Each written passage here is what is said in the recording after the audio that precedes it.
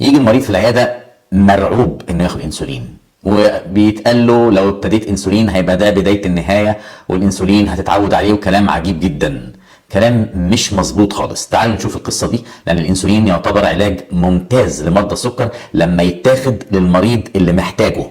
فتعال نشوف الكلام ده، ويعتبر كنز كمان، ولما اكتشف من تقريبا قرن فات كان ثوره في عالم الطب.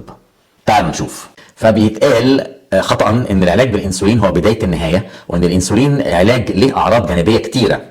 غلط، الكلام ده غلط. تعالوا نشوف. مش عايزه اخد انسولين يا دكتور، خايفه منه جدا. قالوا لي ان ده بدايه النهايه.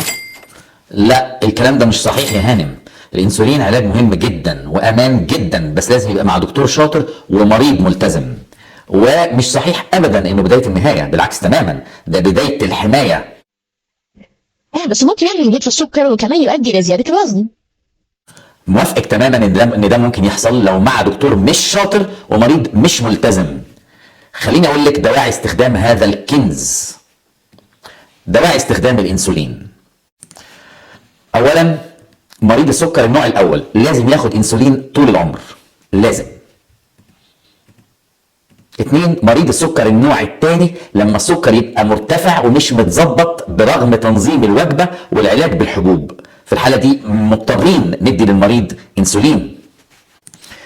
3، اذا مريض السكر اتعرض لغيبوبه سكر مرتفع، في الحاله دي لما ان شاء الله باذن الله يتم شفائه من غيبوبه السكر هيمشي على انسولين طول عمره.